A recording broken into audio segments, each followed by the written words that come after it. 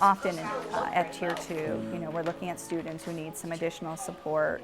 20 to 30 minutes, 3 to 4 times a week is a rough general practice.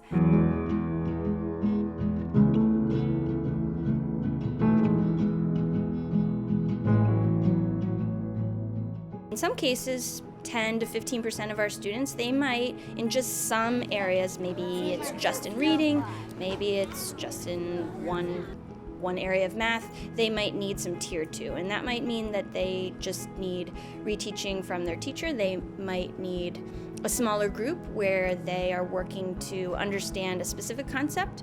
And Tier 2 might look like a specialist coming into the classroom. It might be that the student is going to work with a reading specialist for 30 minutes a day. We make sure that we monitor that closely because Tier 2 is more intensive than Tier 1, so we want to make sure that whatever intervention we're doing is working. I know that you guys went in and put all your student data in. So then, Liz, for the student 27 to 32, you have identified that they need addition and subtraction. So I didn't know if I should hold, because Lauren, are you going to do addition and subtraction? Yeah, so you two would be the ones. So I was going to ask if you could take student 31, because I just had them in rotation and didn't see much growth, so it could be helpful for them just to have a different perspective. Definitely one of the benefits of ATSS is that we are targeting specific students and actually talking about specific students and helping them succeed. We're going through our list, seeing which types of questions kids missed on our pretest to see which group they're going to go into for the next rotation. So we look at each student's work separately first, and then we're grouping them by the common mistakes that they have. For example, with adding and subtracting fractions, a lot of the students forget to find common denominators. So we like to separate them into one group. Then we have a group who get the common denominator, but it might not be the least common denominator. So then they're having huge fractions to work with. So then we can group them in another group. 27 to 32, she has them all identified as needs help with that strand of adding and subtracting. I like that it's not general, it's super specific to the student's needs. After we decide on who we identify for students, we get together with our grade level meeting. So all of the 7th grade English, math, history, science teachers, and then any case carriers for special education meet as well. And we decide, we brought 30 students on our list today who we decided on. Math will come with their own list. So we need to say, student X has this score, but they also have a low score in math. And we kind of debate back and forth which content area they need more. So after that, we come up with one list, and we send that list to our coordinator at Swanson, and he sends out a notification to parents, and the teachers are notified of what star or what beginning period the students will be attending. So the English teacher or the math teacher lets the student know personally, you've been selected based on this information, and that information goes home to their parents, and then they're told when to report to their new star. So after that, they come for a certain amount of weeks. Usually it's around 3 or 4.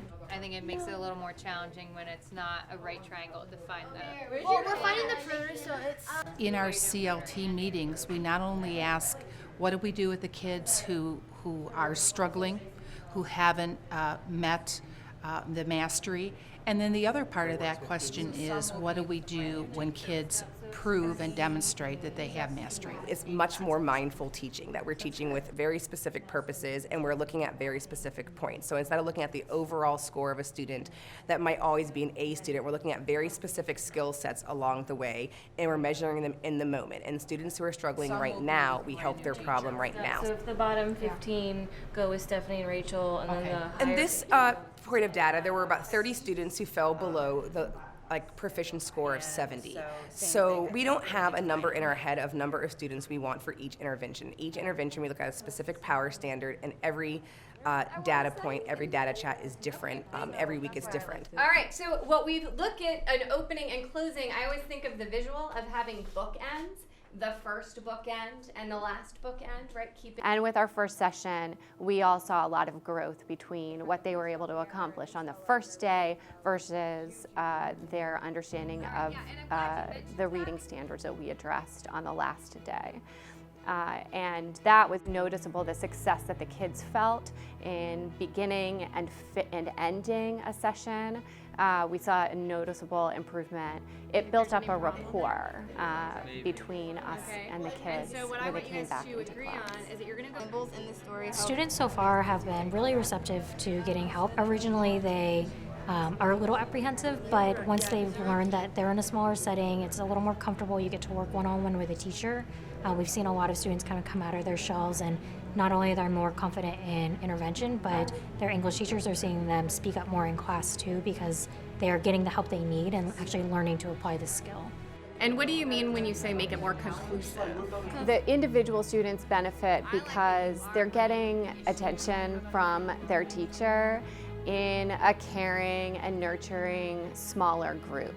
And so what I talk up in the beginning of ATSS is that this is an advantage, that we're coming together, that we're in this, kind of as a team, and it bolsters them up. It provides more confidence for them before they go back into the classroom. For English ATSS, I had trouble remembering what verbs were, and after I took the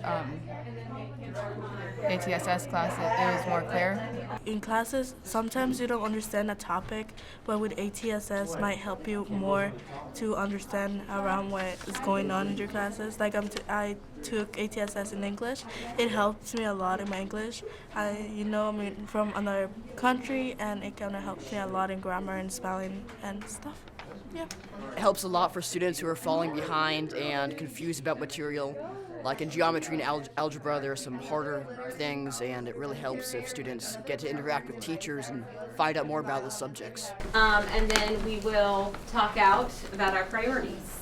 So as our collaborative teams work together, they often will include the classroom teachers and our math coaches, our reading teachers, but another important partner on that team is our school counselor, who can play critical roles in supporting our students social-emotionally, whether they're providing lessons within the classroom or they're working with students in a smaller group in a targeted area for a particular need.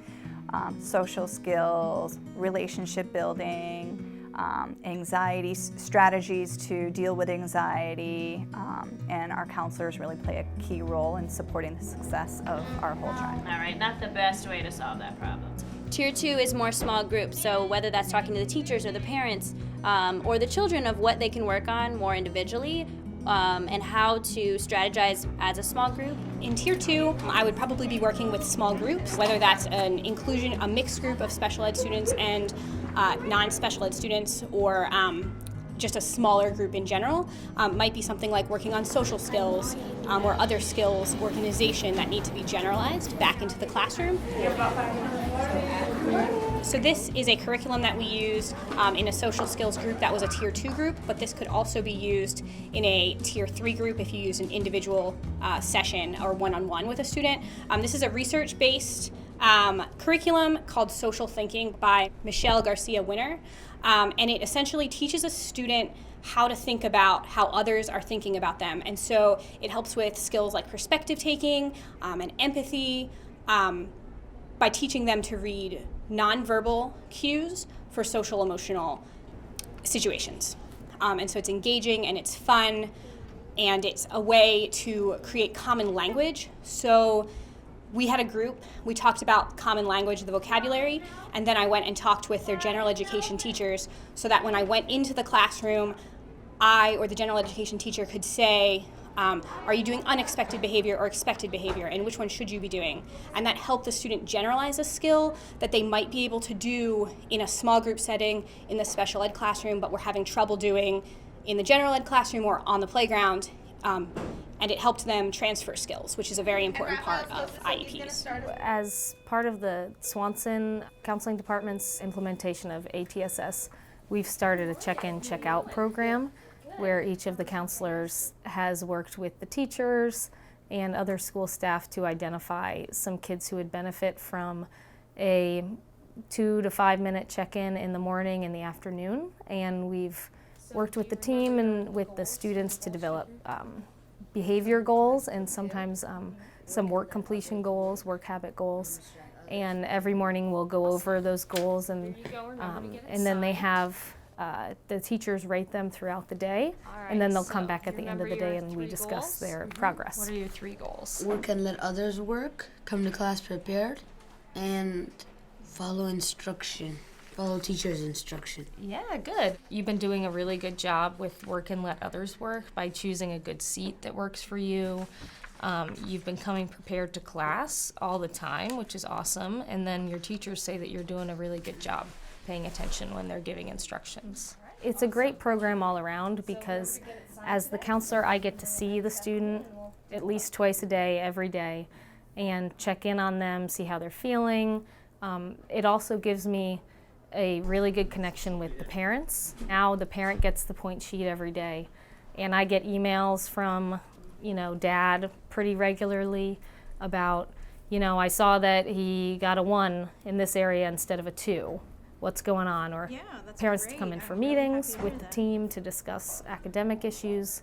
I also think it's good for the student to have specifics about changes or improvements in their behavior and work habits, because just saying you need to behave better doesn't mean much to an 11, 12, 13-year-old sometimes. They need it laid out and they need to get that feedback consistently and in the moment, and they can reflect on it.